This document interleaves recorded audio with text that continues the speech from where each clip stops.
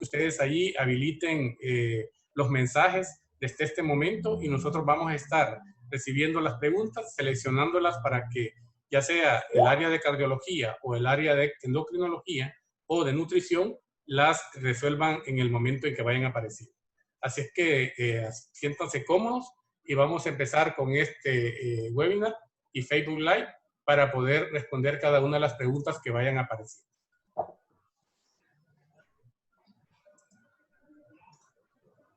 Vamos a habilitar acá.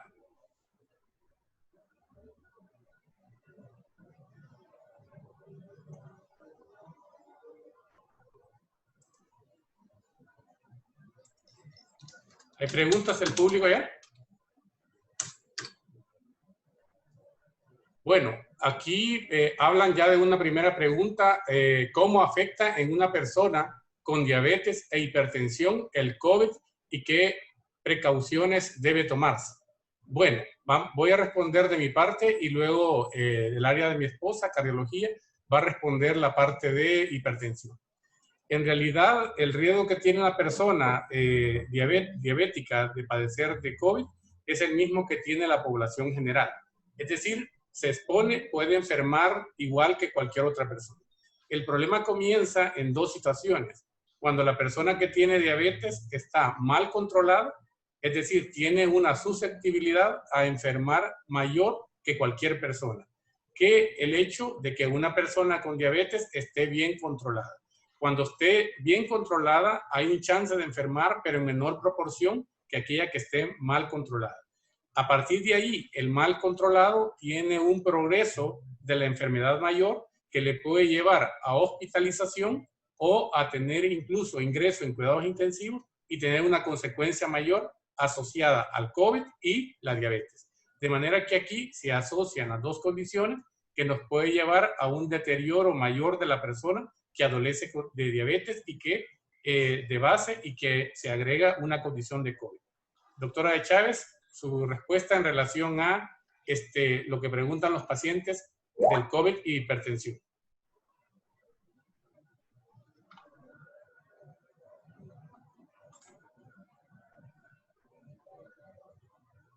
Doctora de Chávez.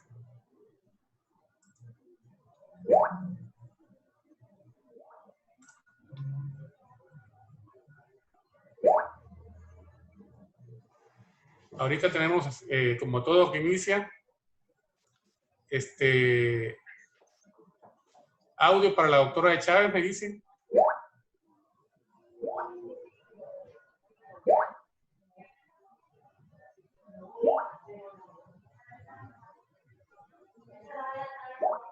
Bueno, audio e imagen.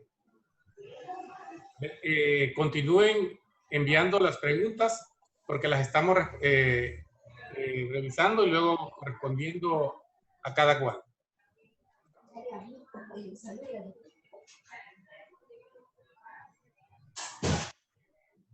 Preguntan si hay una riesgo que tiene la persona hipertensa ante la posibilidad de COVID.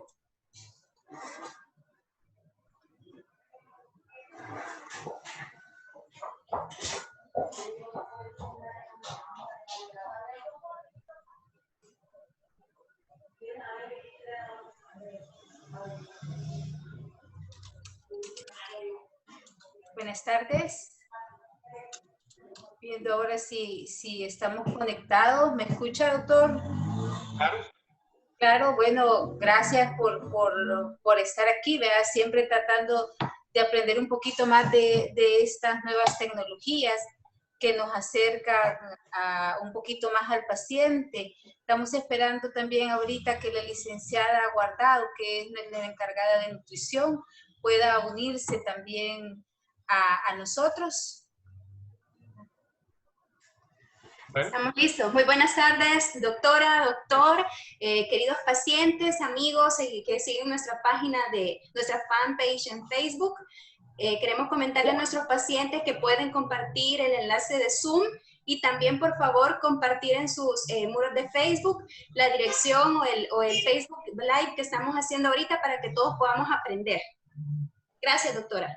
Claro, esta actividad es una actividad de mucha relevancia para nosotros pues hemos tenido la oportunidad de recibir y de participar en algunas actividades dirigidas y enfocadas a conocer un poquito más de la pandemia, pero realmente no hemos participado en una actividad en la cual nuestros pacientes puedan recibir apoyo, ¿verdad?, en estos momentos de pandemia. Y sobre todo el enfoque de nosotros realmente es en tratar que nuestros pacientes con enfermedades cardiometabólicas puedan ellos realmente expresar sus dudas. Sabemos que al momento hay muchos pacientes que no pueden también estar asistiendo a lo que son sus consultas en sus debidas citas con especialistas en las instituciones, ¿verdad?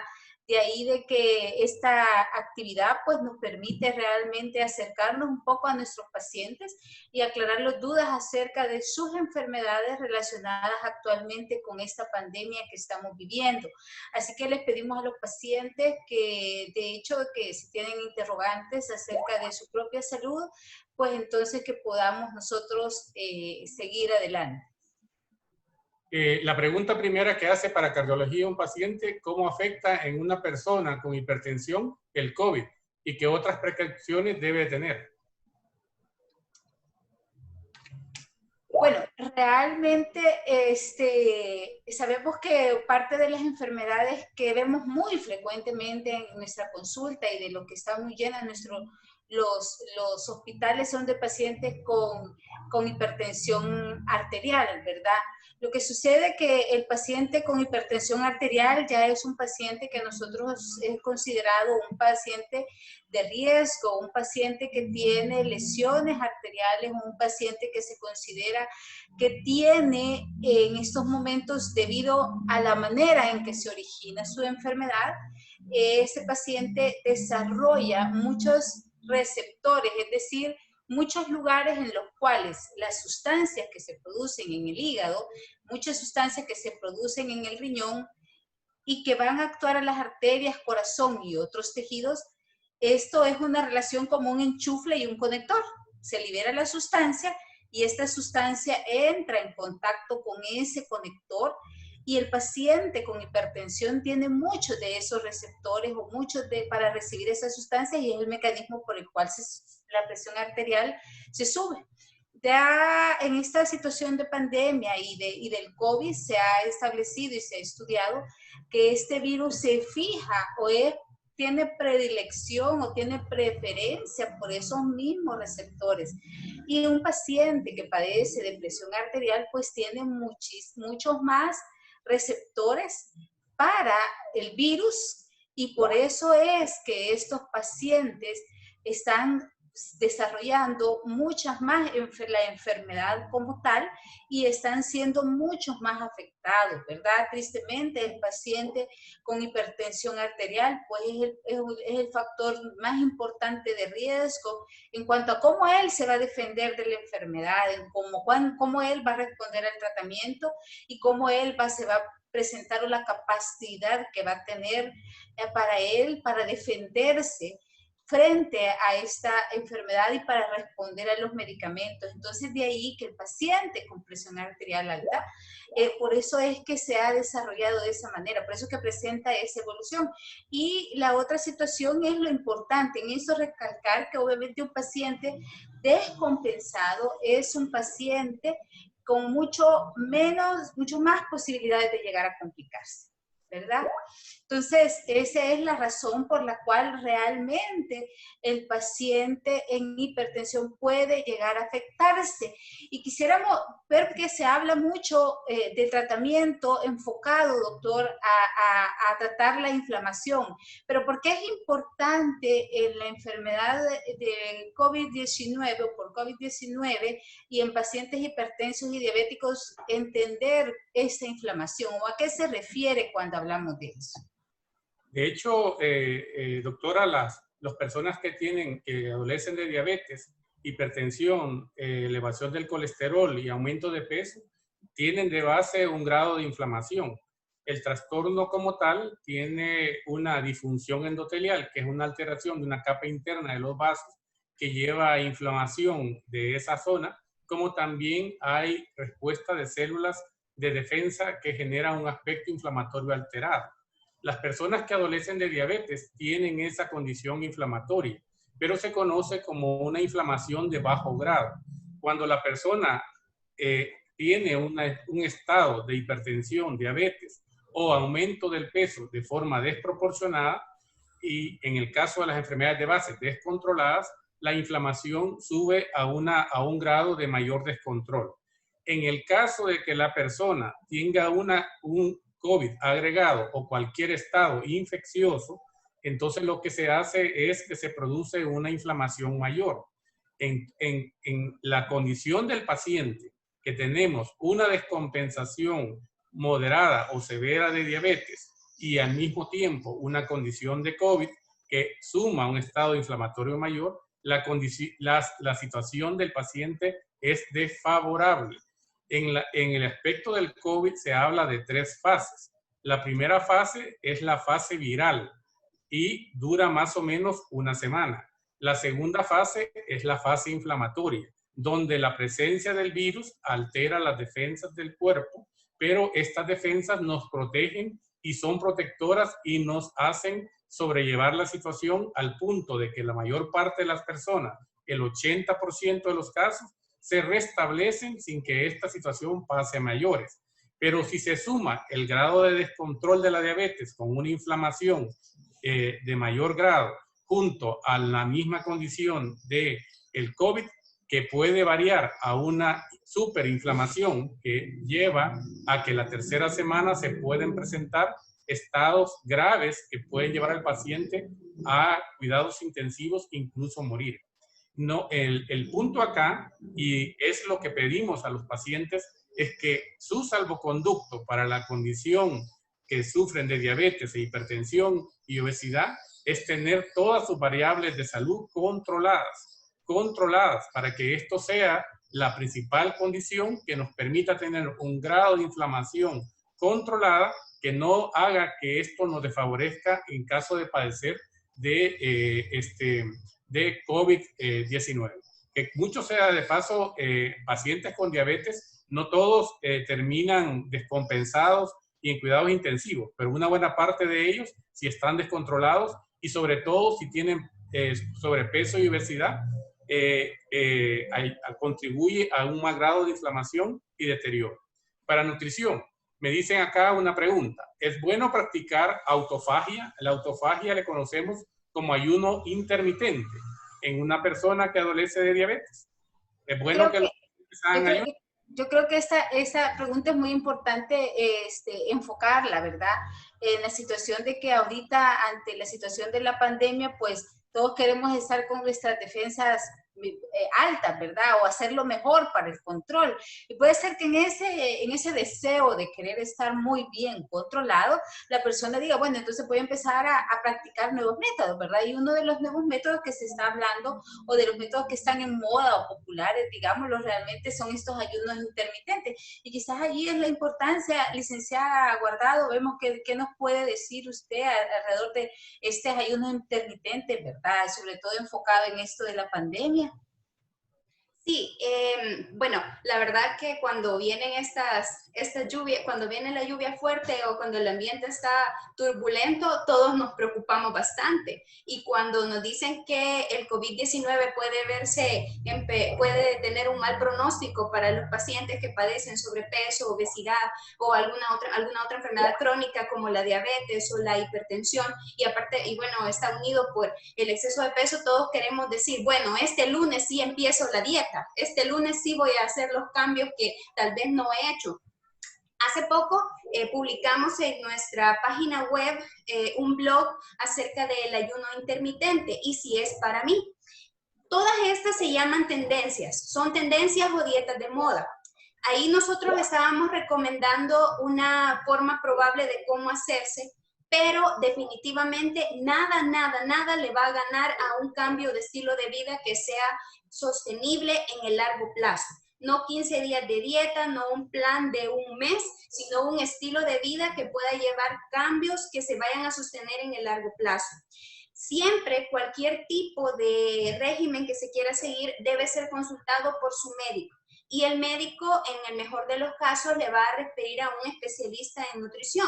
Un especialista en nutrición es una persona que ha tenido estudios universitarios, no necesariamente su servidora, hay muchos nutricionistas certificados que van a poder ayudarle en la decisión que va a tomar. No podemos decir que un régimen es bueno o malo, lo importante es cómo se aplica. El ayuno intermitente es tiempos entre 12, 16 y hasta 18 horas sin comer. Y ahí lo que se trata es de enfocar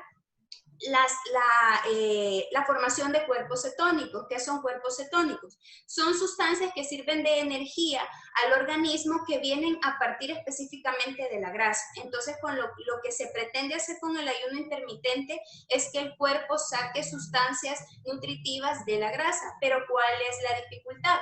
Que en muchas ocasiones las medicaciones que utilizamos están también dependientes de un metabolismo que vaya teniendo ingestas periódicas. Entonces, de manera que si nosotros tomamos una última comida a las 9 de la noche, haciendo ayuno intermitente, vamos a necesitar hacer una primera comida en el día alrededor de las 11 de la mañana. Y se ha comprobado que cuando nosotros cuando nosotros levantamos el ayuno posterior a la noche en horas demasiado tardías, esto está más relacionado con el desarrollo de diabetes, con la hiperglicemia y más relacionado todavía con el descontrol en el peso. En cambio, un ayuno más como la frase que ya hemos escuchado, desayunar como un rey, almorzar como un príncipe y cenar como un mendigo, eso sí está más relacionado con un mejor manejo de los niveles de glucosa en sangre, de niveles de triglicéridos y de niveles de otros tipos de grasas en sangre. No les puedo decir es bueno, es malo, no les puedo decir es recomendable o no es recomendable. Lo que les digo es, cualquier cambio que quiera empezar, consúltelo con su médico, debe ser individualizado y no solamente tomado de una revista o de una página web. Mucho más en estos tiempos de pandemia, necesitamos tener mucha responsabilidad en cuanto a cómo vamos a tratar nuestro cuerpo. Bien, licenciada, yo ahí también quisiera que me hiciera una pregunta, aparte de lo que usted nos ha explicado, ¿cómo puede perjudicar frente a la pandemia el hecho de que un paciente se someta a este tipo de ayuno? O sea, ¿lo pone en ventaja o lo pone en desventaja a un paciente que está tratando de levantar sus defensas? Hemos recibido muchas preguntas de los pacientes que les recomendemos qué pueden hacer para fortalecer sus defensas. Y en la situación de este ayuno intermitente, ¿qué será? ¿Será ventajoso o será desventajoso frente a lo que estamos viviendo? Recordemos que con los alimentos nosotros no obtenemos solamente calorías. Nosotros con los alimentos obtenemos agua, obtenemos vitaminas y minerales, obtenemos proteínas, y si algunos recuerdan, pues el método que usamos que tratamos de usar, el método del plato, nos da cantidades equilibradas de cada uno de los grupos de alimentos. Entonces, nuestro cuerpo tiene afinidad para guardar cierto tipo de nutrientes, pero hay otros que no. Está el agua y las vitaminas hidrosolubles necesitan ser consumidas cada cierto tiempo. Una muy famosa de esas vitaminas hidrosolubles es la vitamina C. Entonces podemos decir, pero yo tomo mi pastilla de vitamina C todos los días. No es lo mismo un suplemento vitamínico que recibir el aporte de vitaminas en una comida. De hecho, el cuerpo se lleva mejor con las vitaminas que consumimos en el momento de la comida. Estas duran un poco más en la sangre que las que nosotros tomamos en los suplementos alimenticios. Entonces, un ayuno intermitente podría no ser beneficioso en cuanto a los niveles de hidratación, que esto es importantísimo en estos momentos. En cuanto a los niveles de zinc, que también se ha hablado mucho acerca de él, porque también el zinc es soluble en agua y puede perderse con facilidad. ¿Cuál es el mensaje? Todos quisiéramos tomar un suplemento, y de hecho hay algunas preguntas quizás que van a salir en relación a esto, pero lo vital es, en primer lugar, que nuestra dieta sea equilibrada. Necesitaremos una estrategia alimentaria y nutricional formidable para poder combatir al COVID-19, pues realmente lo formidable es que hagamos lo que tenemos que hacer y lo que hemos tenido que hacer siempre. Tener una alimentación balanceada, hacer tiempos de comida que sean amigables con nuestro cuerpo, no pasar hambre, hidratar a nuestro cuerpo de la forma adecuada, tomar el sol con regularidad. Estos principios nos van a ayudar a tener un sistema inmunitario resistente a la enfermedad. Perfecto, licenciada, gracias. Y quiero darle importancia a una pregunta aquí de un paciente del doctor que dice, soy paciente del doctor y no he ido a mis controles por temor. Tomo Eutirox de 25 miligramos, únicamente amanezco ansiosa y necesito tomar pastillas para tranquilizarme. Quiero saber si es por mi enfermedad o si es por el estrés ante COVID. La amable oyente nos está preguntando sobre un trastorno que tiene que se llama hipotiroidismo, que le hace consumir un producto que se llama el levotiroxina de 25 microgramos. En primer momento, con respecto al hipotiroidismo y riesgo por COVID, no está vinculado. Los que están vinculados son precisamente las enfermedades cardiometabólicas. Sin embargo, ella debe de continuar el tratamiento con la medicación de levotiroxina en 25 microgramos todos los días. En cuanto si esta situación de la enfermedad le provoca el grado de estrés que ella, o de ansiedad que dice tener, en verdad creo de que la medicación está en una dosis bien pequeña. 25 microgramos es una dosis pequeña, no tendría por qué estarle afectando su estado de salud y mucho menos generarle ansiedad, y probablemente lo que está pasando es un estrés asociado al COVID. Lo que le pido en este instante es realmente que entremos en una situación de tranquilidad, ¿verdad? Que establezcamos digamos, vínculos a través de nuestra familia y estemos tranquilos, evitemos realmente la infomanía que consiste en oír muchas noticias y muchas cosas de ese tipo que aumentan el estrés y mucho noticiero. Si ese es el caso, pues reduzca esas situaciones e incluso a través de las redes sociales que a veces también son negativas las noticias que oímos por ahí. Mi respuesta sería, continúe con el Eutirox de 25 microgramos. Esta medicación no le está afectando y el trastorno que tiene de base, que se llama hipotiroidismo, no condiciona agravamiento en caso de sufrir COVID-19. También aquí hay una pregunta para cardiología. Indicar los métodos para manejar el estrés que se está viviendo en estos momentos con el objetivo de no medicar más, tomando en cuenta que ya tomo medicamento para diabetes e hipertensión. Bueno, yo pienso que esto es importante desde el punto de vista de que hemos tenido también en la consulta muchos pacientes que en sus controles anteriores habían estado ellos en perfectas condiciones, es decir, llegaban al médico, veía eso, el médico le tomaba la presión arterial y veía que estaban bien. Y ellos han seguido su tratamiento y a pesar de seguir el tratamiento, pues han presentado de repente lo que son elevaciones de la presión arterial. Eso les hace que puede dar dolor de pecho, les puede dar ansiedad manifestada por palpitaciones, ¿verdad? La situación es bien frecuente, ¿verdad? Es parte de lo que estamos viendo con nuestros pacientes aquí en el consultorio y no siempre va a ser que necesite el incremento de medicación para la presión arterial, a pesar que la presión arterial está alta. Entonces, es de valorar muy bien todas las condiciones y evaluar, ¿verdad?, qué tanto la situación que nosotros estamos viviendo le está afectando realmente al paciente. Ya el doctor lo decía ahorita, pues el hecho de estar exponiéndose al estrés, ahora las redes sociales facilitan que momento a momento el paciente se esté exponiendo al estrés, ¿verdad? Antes era a la hora del noticiero, ¿verdad? En la mañana, en el mediodía y en la tarde. Pero ahora con el aumento de la comunicación y las redes sociales, pues los pacientes se están exponiendo mucho más a las noticias. Y la gran mayoría de noticias por redes sociales no son muchas veces ciertas y eso genera un mayor grado de estrés y de ansiedad y eso se traduce en elevación de la presión arterial. Pues parte de las recomendaciones que podríamos nosotros realmente dar, número uno, muy importante, que también va a influir, es no altere, ¿verdad?, su tratamiento para la presión arterial.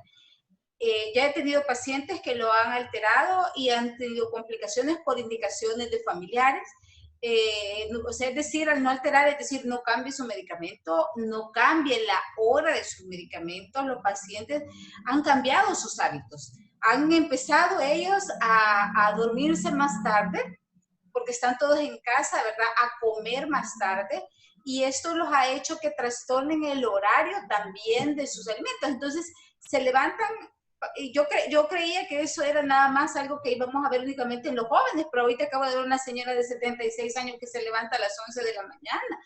Entonces, eso hace que realmente trastorne su horario de la medicación y realmente llega un momento en que dice, no, bueno, no me voy a tomar esta dosis porque ya me toca la otra, ¿verdad? Entonces, muy importante no alterar el tiempo, los horarios, la casi nada de exposición a lo que son las noticias y sobre todo las noticias que muchas veces no son ciertas. Las posibilidades de hacer ejercicio ayudan, aunque sea una caminata o ejercicios de relajación, pueden ayudar también al paciente a liberar estrés, a manejarlo y a controlarlo, ¿verdad? Hoy que estamos en casa pues tenemos un poco más de tiempo y esas son condiciones que a nosotros nos pueden ayudar a evitar el exceso de café, ¿verdad? Que también podemos estar incrementando por el hecho de estar en la casa o porque a veces no tenemos que hacer, entonces es placentero tomarnos una taza de café, aumentamos las cantidades, ¿verdad? Idealmente no debemos de pasar más de 2 tazas de café en el día, lo que conocemos por taza, ¿verdad? Y no tazón del que estamos acostumbrados ahora a tener en nuestras casas, ¿verdad? Entonces, disminuir esos niveles de alcohol, disminuir los niveles de café también. Los pacientes fumadores, pues ya anteriormente habíamos hablado, todo eso significa también mayor cantidad que aceleran e incrementan las cantidades de adrenalina que pueden terminar en una descompensación para la presión arterial. Entonces es importante que nosotros conozcamos también lo que son esas recomendaciones y hemos hablado acerca de cómo realmente, qué cosas no debemos de hacer, pero también es importante el que nosotros podamos decir cómo puede ser. Y aquí tenemos otra pregunta que me gustaría que la licenciada la contestara y dice, ¿cómo afecta el COVID a personas con sobrepeso? Yo agregaría personas con sobrepeso y obesidad que no tienen una enfermedad crónica aún, es decir, que ahorita no están padeciendo no son diabéticos, no padecen de la presión, no padecen de los pulmones, pero será, licenciada, que yo tenga unas libritas de más, sobrepeso o que sea obeso, me afecta ante el COVID. ¿Será importante esto? Totalmente, porque realmente ahora sabemos que el sobrepeso y la obesidad ya no son una característica corporal, no es como, yo tengo el cabello rizado, tengo los ojos de color café y tengo unas libritas de más o soy gordito o gordita, sino que el sobrepeso y la obesidad ya se reconocen como una enfermedad. Voy a recapitular un poquito lo que dijo el doctor, a mencionarlo. Cuando hay sobrepeso y obesidad, también hay probabilidades altas de valores inflamatorios, de unas sustancias que yo creo que ya las hemos escuchado por todo eso del coronavirus, así como cuando eran los temblores y todos hablábamos de placas tectónicas. Entonces ahora ya muchos hemos escuchado hablar de inflamación y de tormenta de citoquinas. Entonces cuando hay sobrepeso y obesidad, estos valores, la PCR, bueno, acá varios de nuestros pacientes se toman su PCR cardíaca, eso también muestra inflamación. Ahora estamos hablando de otra PCR muy diferente a esta, pero también la PCR ultrasensible o cardíaca nos ayuda a ver cómo estamos nosotros en cuanto a nuestros niveles de sustancias inflamatorias. Entonces el sobrepeso y la obesidad dan paso a algo que se llama resistencia a la insulina. Y esa resistencia a la insulina ya nos puede estar haciendo candidatos a tener descontrol en lo que es la glucosa. Y eso, aunque nos tomemos un examen en ayunas y nuestra glucosa salga bien, ya si tomamos otro tipo de examen como es la glucosa postprandial o tomamos la hemoglobina glicosilada, puede salir alterada. Entonces, eso solo nos lo ganamos con tener algunas cuantas libras de más. Pero la buena noticia es que si de repente usted tiene sobrepeso u obesidad y somete como plan el perder el 10% del peso, eso significa que si yo peso 180 libras, me propongo perder 18 en un periodo de unos 4 a 6 meses, puedo tener todos o casi todos los beneficios, incluso que yo tratara de perder más peso. No quiere decir que nos vamos a conformar si podemos hacer más, pero sí cuando nosotros perdemos 2 libras de peso, muchas cosas mejoran. Disminuye 1 milímetro de mercurio de la presión arterial, también la resistencia a la insulina se disminuye, hay mejor uso de la glucosa y todos estos factores suceden cuando hay sobrepeso y obesidad. No necesariamente hasta que la glucosa está arriba de 200, el cuerpo ya empieza a recibir daño. Si la glucosa se aumenta 10 miligramos arriba de 100, ya podemos ver daños en lo que es los pequeños vasos de nuestro cuerpo, en lo que son los ojos, en el tejido de nuestros riñones, en el tejido de nuestro corazón. Nosotros ya podemos empezar a ver daños. Si empezáramos a hacer los cambios sin que ninguno de los parámetros de laboratorio se vieran aumentados, tendríamos mucho chance de beneficio. Entonces, el momento para poder mejorar nuestros hábitos de alimentación y poner cartas en el asunto en cuanto al sobrepeso y la obesidad es hoy. Hoy, si empezamos hoy, tenemos mucho chance de prevenir. Entonces sí afecta porque tenemos los mismos riesgos casi que una persona que pueda padecer otra enfermedad crónica, porque la obesidad también puede tomarse como una enfermedad crónica. Nosotros habíamos hablado y habíamos escuchado, la verdad, ciertas preguntas en esto, porque con el aumento de la obesidad, ¿verdad? Y con lo que es el aumento del sobrepeso en el mundo, se está viendo en otros países también como Estados Unidos que esa población está siendo muy afectada. Y revisábamos acerca de que existe debido a la grasa que hay acumulada, ¿verdad? Principalmente la grasa que cubre nuestras vísceras, es una grasa activa. Y es una grasa que produce sustancias inflamatorias. Y hay algunas sustancias que se llaman interleuquinas o interleucinas, que son las que están incrementadas. O sea, de por sí el paciente con obesidad o con sobrepeso tiene ya un estado inflamatorio antes de exponerse a la enfermedad. Entonces, estas sustancias que producen a través del tejido adiposo, es decir, a través de la grasa que tiene, generan en él un estado inflamatorio ya de base. Y viene y se agrega una agresión al cuerpo, ¿verdad? Que es el proceso infeccioso, el cual, ¿verdad? Se ve complicada por una respuesta todavía mayor. Entonces, viene y se forma un tsunami sobre cuando ya teníamos unas olas muy grandes de inflamación, y es por eso también que encontrábamos que en estos pacientes están siendo mucho más afectados, ¿verdad? Por esta situación, por esta pandemia que nosotros estamos viendo. Y quiero también leerle al doctor Chávez una pregunta aquí de un paciente, que es una pregunta específica acerca del tratamiento. Es lo que queremos, que nuestros pacientes que ahorita tienen problemas de acceso a los sistemas de salud, a través del chat puedan mandar estas preguntas para que nosotros podamos apoyarles, aclararles y darles algunas indicaciones de lo que podemos hacer. Entonces dice así la pregunta, doctor: estoy medicado con glucovance 500/5, 2 veces al día, y me encuentro estable en mis niveles de azúcar. ¿Qué suplementos recomienda que debo de tomar para fortalecer el sistema inmune? ¿Será que necesita algunos suplementos este paciente, doctor?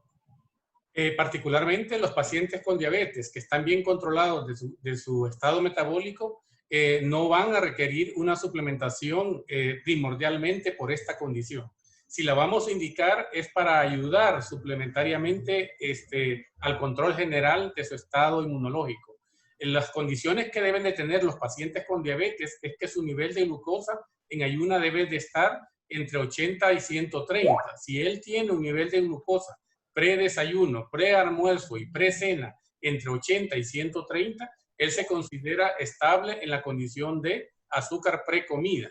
Cuando su nivel de azúcar post comida está menos abajo de 180 en cada una de las comidas del desayuno, almuerzo o cena, y si medimos el nivel de hemoglobina glicosilada y esta tiene por debajo de 7 y ojalá por debajo de 6.5, esa mide cómo está el control de azúcar de los últimos 3 meses. Si esa condición metabólica está estable, eso lo consideramos un paciente bien controlado y por tanto su sistema inmunológico al nivel primario está con buena respuesta. Si nosotros vamos a agregar algunos de los suplementos minerales o vitamínicos que ahora nos recomienda, pero la diabetes está descompensada y no cumple estos parámetros, la verdad que poco o nada van a servir en esta condición. De hecho, los pacientes que peor les va una vez se hospitalizan son con niveles de azúcar a la entrada por encima de 180. Si están por encima de 180, obviamente tienen una hemoglobina glicosilada alterada y esta condición les agrava. Recuerden que la diabetes puede tener dos momentos. Una, que esté descompensada antes de que enfrente el COVID y esto es lo que peor se establece. Y segundo, que es que el mismo estado del COVID descompense a la condición de diabetes. Entonces allí ya la situación es una descompensación aguda y aunque hay que tratar, no tiene el mismo pronóstico. Las situaciones que hay que hacer para el sistema inmunológico que esté adecuadamente estable y por mucho tiempo es las recomendaciones que ya la licenciada Guardado nos ha establecido. Si nosotros tenemos un buen plan nutricional de dieta balanceada, por el largo tiempo, eso nos asegura fortaleza en nuestro sistema inmunológico. Si nosotros hacemos ejercicio diario y aún en cuarentena hacemos ejercicio en casa, ¿verdad? Esto también asegura una fortaleza de nuestro sistema inmune. Y tal como dijo la licenciada, que nosotros, hoy que está de moda consumir vitamina D, la principal fuente de vitamina D viene del sol.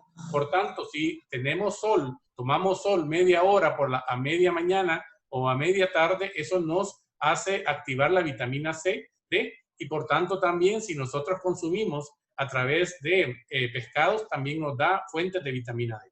La otra situación que es importante para fortalecer las defensas de los pacientes con diabetes es que nosotros tenemos que tener un plan adecuado de vacunación. Es muy importante que tengan la vacuna contra la influenza y la vacuna contra el neumococo. La de influenza es anual y la de la vacuna neumococo es cada 5 años. Entonces, esas vacunas deben de estar con ustedes, porque si no lo hacemos, estamos desprotegidos contra las infecciones del sistema respiratorio.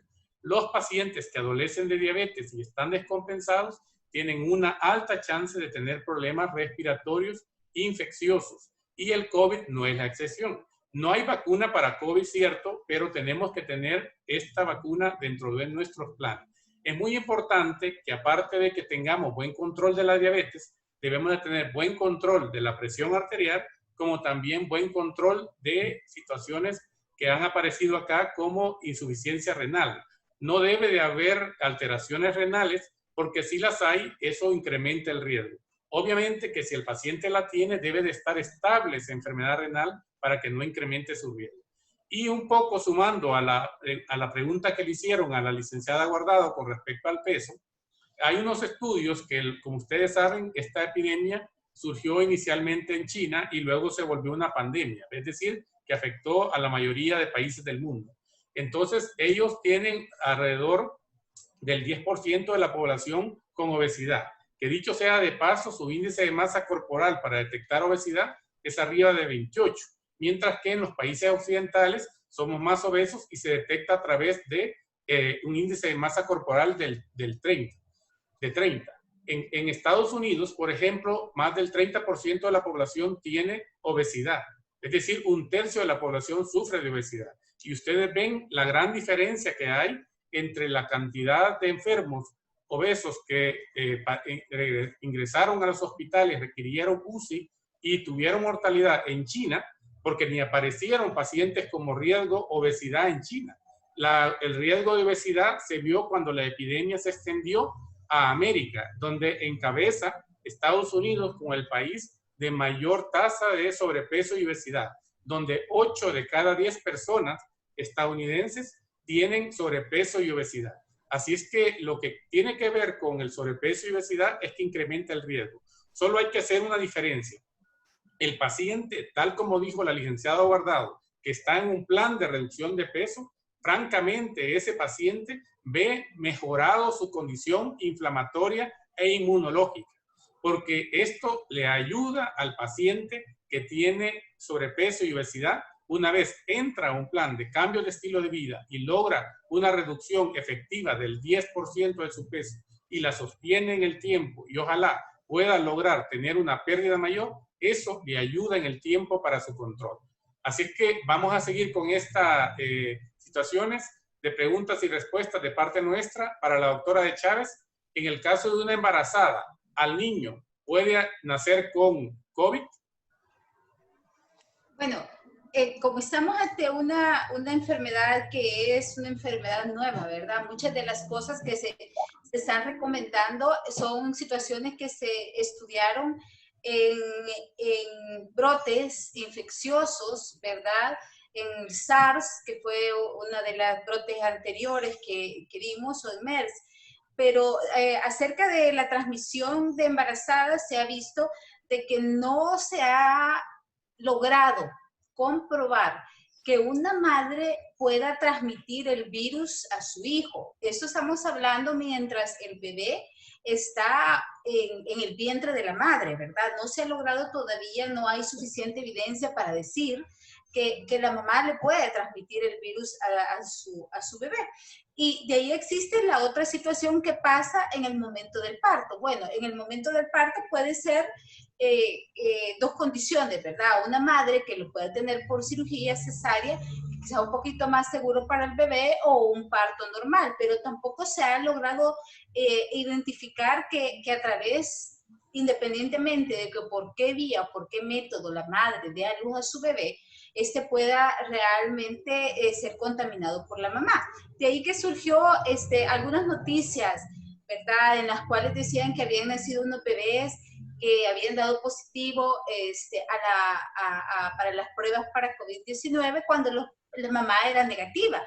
Entonces, realmente ahí, pues lo que se tiene que sospechar y pensar es que el bebé en ese momento, en algún procedimiento, pudo haber sido contaminado, ¿verdad?, en el nacimiento. Y ahí entonces presentar algún síntoma de la enfermedad, ¿verdad? Pero no tenemos al momento ninguna evidencia que nos respalde en el que diga que la mamá le transmite al bebé el virus. Y otra pregunta que puede surgirnos muy importante por ahí, en el caso sobre todo para las mamás que han tenido niños, ¿qué pasa con la lactancia?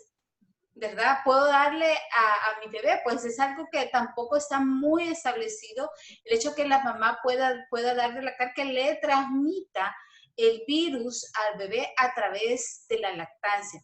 Pero pues se sabe que el virus puede ser expulsado o puede ser diseminado a través de las diferentes secreciones del cuerpo, ¿verdad? A través de las heces se ha visto que también permanece el virus. Entonces de ahí que puede ser que una de las maneras de cómo el virus también puede diseminarse puede ser a través de la lactancia, pero no hay ninguna recomendación clara y establecida todavía para esta situación. Entonces, quiero seguir con la licenciada. Licenciada, algo que está muy, pero muy de moda, y quizás recibiré una o dos llamadas al día para que me preguntándome acerca de esto.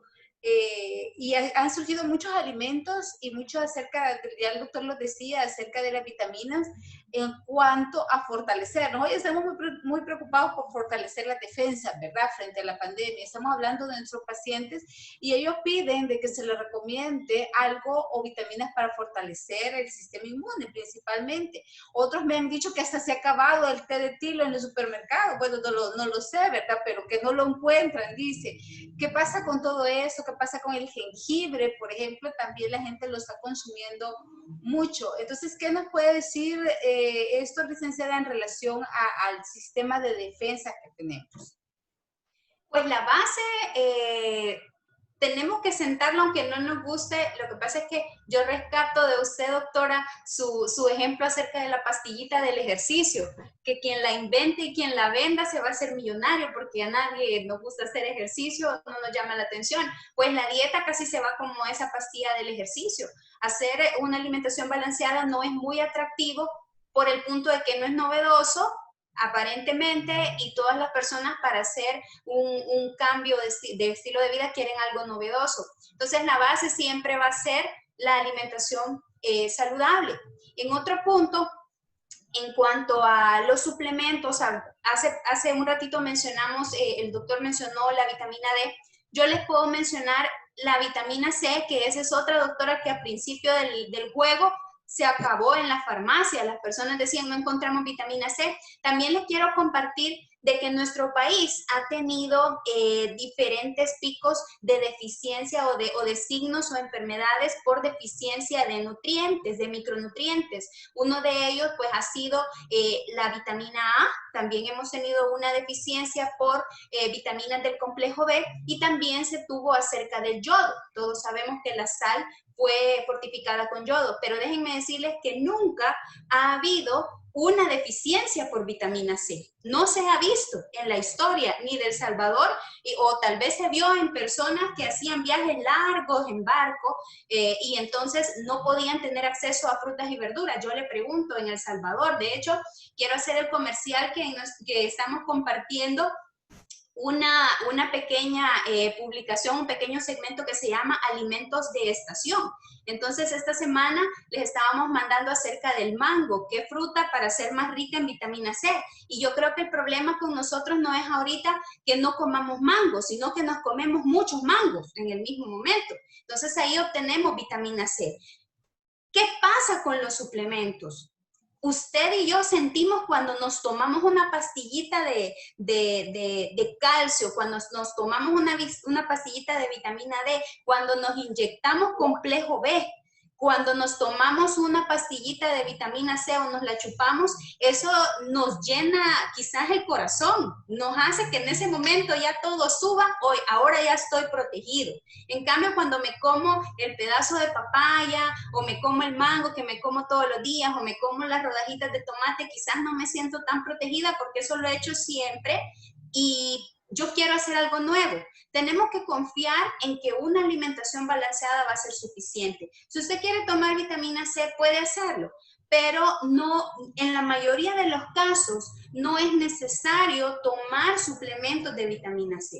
En cuanto a la vitamina D, el sol es increíble. El sol, cuando usted va a la playa y ya ve su piel rojita, usted ha recibido la cantidad de vitamina D para toda la semana. Cuando usted fue a la playa, 100,000 unidades internacionales se estima que usted tiene cuando obtiene ese nivel de quemadura de primer grado, que usted está rojito. Así se describe. Y cuando usted tiene 15 minutos de sol, tiene 200 unidades internacionales. Tiene la quinta parte de 100,000, tiene esas unidades internacionales de vitamina D. Y ya en 100,000, y ya en 100,000, eso es muchísimo más de lo que usted necesita. Incluso también se habla acerca del calcio. ¿Por qué? Porque el calcio nos ayuda en el bienestar óseo. ¿Y en qué beneficia?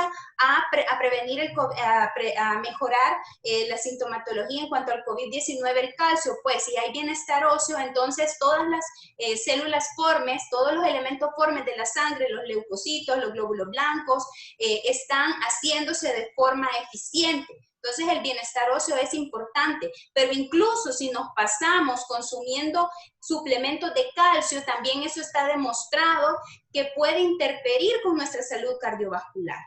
Se ha dicho que los suplementos deben ser calcio más vitamina D. Entonces, ¿qué sería lo que yo les dijera? Asolearse y tomarse un yogur o un vasito de leche. Entonces ahí tenemos calcio y vitamina D. Estamos suplementando, lo estamos usando de la forma en que el cuerpo lo necesita y como va a durar más tiempo en el plasma, en nuestra sangre. De esa forma, esas vitaminas que van a mejorar nuestro sistema inmunitario, las estamos obteniendo.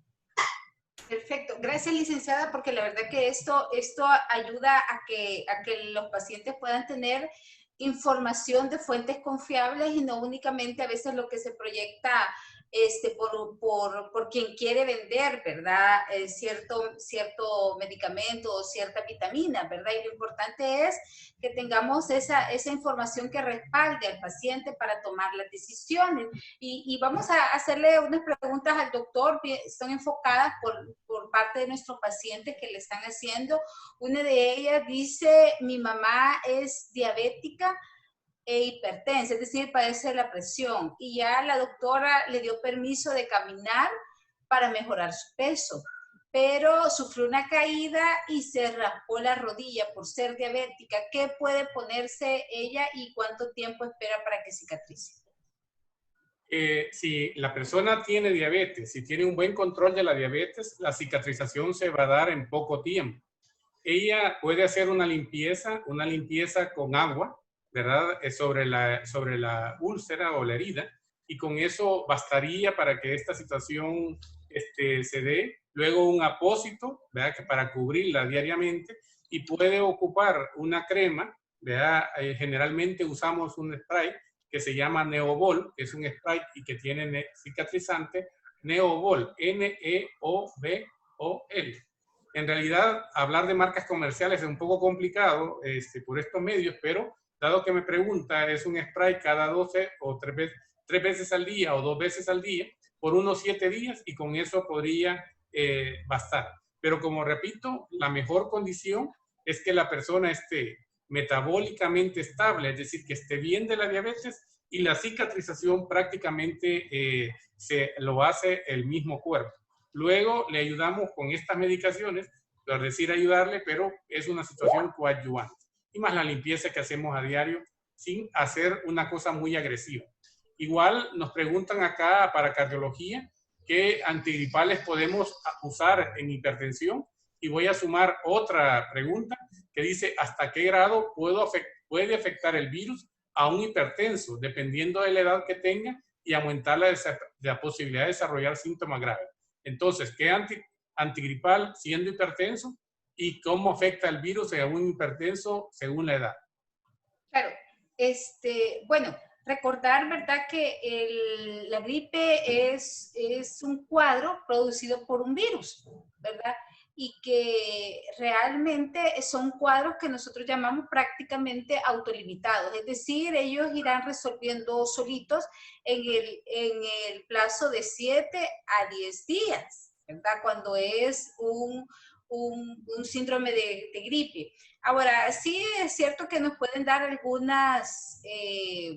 algunos síntomas, ¿verdad? Más que todo lo que se trata de dar son tratamientos o algunos medicamentos que alivian los síntomas, ¿verdad? Pero en el caso que no sea muy fuerte, cuadro que el paciente no tenga ningún proceso respiratorio de base, pues el paciente debe hidratarse, debe de guardar reposo en lo que debe de ser y no debe de abusar de los antihistamínicos, porque no en todo caso realmente son necesarios, ya que se ha visto que un paciente, un medicamento antihistamínico es aquel que se recomienda, o sea, para disminuir la producción de secreciones a nivel de nariz, sobre todo a nivel de lo que es toda la parte respiratoria superior, pero que cuando se usan estos en un plazo más de 5 a 7 días, entonces sí puede estar relacionado que suben la presión arterial.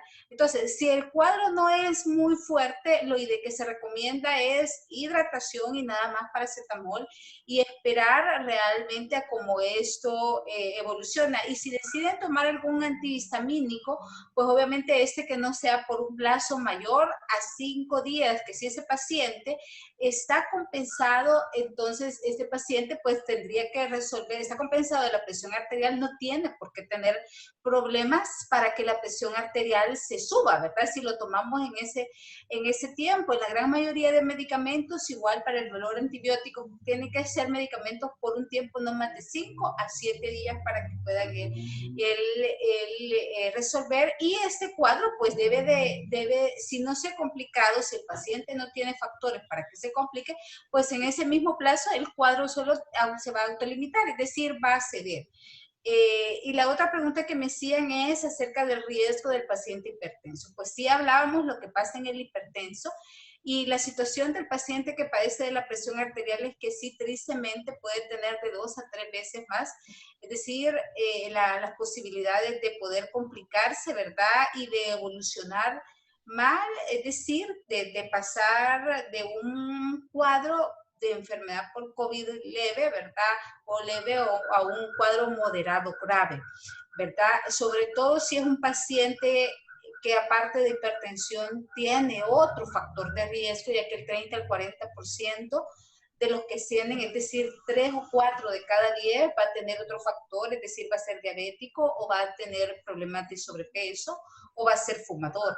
Entonces, de ahí que vemos que es raro que un paciente sea únicamente, padezca solo la presión. Entonces, esto pues nos va a incrementar las posibilidades de que este paciente pueda evolucionar a una forma grave, que es la forma moderada o grave, que es la forma que va a llegar pues a un hospital. Hay muchos factores que intervienen en cuanto al paciente. Se habla que hay tipos de sangre, tipos sanguíneos que se complican un poquito más. Algún factor genético también, pues vemos que está interfiriendo en eso, pero en general sí, el paciente con hipertensión arterial tiene más posibilidades de evolucionar a una forma más moderada, a una forma grave y de ser hospitalizado por esta enfermedad. De ahí la importancia que un paciente tiene que mantener sus cifras de presión arterial normal, ¿verdad? Y tratar de buscar a su médico si a pesar de estar tomando sus medicamentos, pues ha llegado a descompensarse de la presión arterial. Y quizás ya para ir cerrando, ¿verdad?, esta interesante actividad, quiero leerle la última pregunta al doctor Chávez, que está escrito por una de nuestras pacientes participantes, y dice: buenas tardes, mi madre es diabética, es hipertensa y se encuentra controlada en este momento. ¿Sería adecuado colocar las vacunas que el doctor mencionó, ya que desde su niñez nunca se ha vuelto a vacunar? Doctor, ¿qué nos puede decir si esta paciente que aparentemente, es diabética y también padece de la presión? ¿Puede una paciente diabética y de la presión, independientemente de la edad, vacunarse? Ya que se nos ha vendido la idea muchas veces de que ya los adultos no tenemos por qué ser expuestos a las vacunas, ¿verdad? ¿Qué nos puede decir acerca de esto?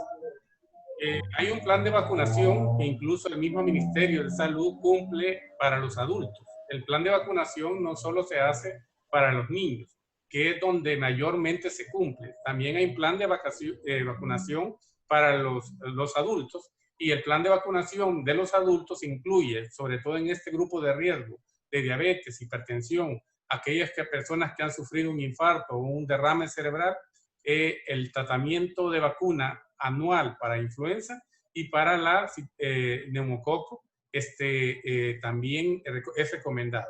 La mamá de la pacientita debe de tener la vacunación. La única cautela que debemos de tener hoy en día es de que esta puede tener fiebre como efecto adverso, y hay que recomendarle que tome acetaminofén junto o paralelo a la vacunación para evitarnos cualquier, confusión con respecto a la fiebre, que ahorita puede ser un factor que nos diga que la persona está adoleciendo de COVID. En este caso, nada que ver con COVID, es una vacuna para la influenza y neumococo. De hecho, todo el sistema de salud la está poniendo en las unidades de salud, y también en las entidades privadas la ponemos, ¿verdad? Creo que han habido suficientes preguntas, y han quedado algunas incluso en el tintero para responder. Si ustedes están de acuerdo, dejamos una actividad para el próximo viernes, dado el interés de los pacientes para seguirse informando con respecto al COVID y las enfermedades cardiometabólicas que tienen de base. Si es así, nosotros podemos ir haciendo una recogida por anticipado de las preguntas, incluso el día del evento, que creo que lo podemos hacer el próximo viernes, antes de las vacaciones de agosto, creo que si van a ver esta vez, y podernos reunir el próximo viernes a las 3 de la tarde. Esta vez tuvimos problemas con el Facebook Live, pero creo que va a quedar luego documentada esta experiencia para que la puedan ver en Facebook Live. Y creemos que la otra vez, que sería el viernes próximo, podríamos haber más personas, porque la plataforma de Zoom no todo el mundo la tiene habilitada. Así es que eso puede ser uno de los problemas que se pueden dar. Pero los esperamos entonces para el próximo viernes a las 3 de la tarde. No sé si hay otra intervención o otra participación, doctora Echar. Yo creía que, bueno, nada más para si ustedes quieren recomendar esta charla, este conversatorio, digámosle, que hemos tenido. Recuerden que es para ayudar a los pacientes, es decir, si los que están participando tienen pacientes con enfermedades cardiometabólicas y que tienen problemas porque no pueden consultar en su institución o porque están padeciendo ahorita del virus o porque no saben cómo protegerse, por favor díganles que vamos a hacer una segunda, debido a que han habido varias preguntas, que vamos a hacer un segundo conversatorio el otro viernes y pueden también escuchar este conversatorio tan interesante que nos aclara dudas, ¿verdad? Que nos ayuda a no dejarnos impactar, ¿verdad? Por a veces noticias que no sabemos de dónde vienen a través de las redes sociales y que realmente también puede ser de una manera personalizada para ustedes y para sus pacientes. Esta charla va a quedar pues en nuestro sitio del Centro Cardiometabólico para que ustedes puedan realmente acceder a ellas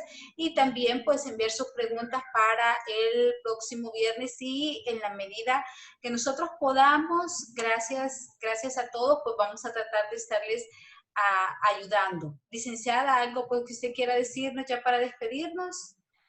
Sin duda este ha sido un tiempo bien difícil, se habla mucho de la nueva normalidad, pero lo que debe quedar en nuestras manos es que hagamos lo posible y específicamente lo que está en nuestras manos. Protegernos con lo que se nos ha recomendado, el distanciamiento social, el cubrebocas, las caretas, lo que ustedes deseen usar, pero sobre todo lo que nos va a ayudar a tener el control son nuestros hábitos y nuestro estilo de vida.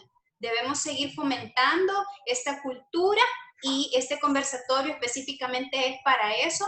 Y el punto siguiente es que debemos, con la ayuda de Dios, poder contrarrestar la pandemia grande que tenemos, que es el temor. Sin duda, algunas familias ha afectado más que otras, pero debemos tener mucha fe en que si nosotros ponemos de nuestra parte y también tenemos mucha confianza en nuestro Dios, vamos a lograr vencer este problema que tiene nuestro país y el mundo. Así que podemos invitarles para el siguiente viernes, deseamos que nos acompañen y que puedan llamar a otros para que también puedan acompañarnos y hagan sus preguntas. Gracias, doctores, por la oportunidad y gracias a todos nuestros amigos que nos han acompañado. Bueno, agradecemos a todo el equipo de... Hasta luego todos. Bueno, también agradecemos al equipo del Centro Cardiometabólico que está tras bambalina, como se dice, también operando para que esto salga bien. Agradecemos al licenciado Díaz del Valle y a Cindy Meléndez y a todos los demás que nos están acompañando en este evento. Agradecemos. Buenas tardes. Buenas tardes.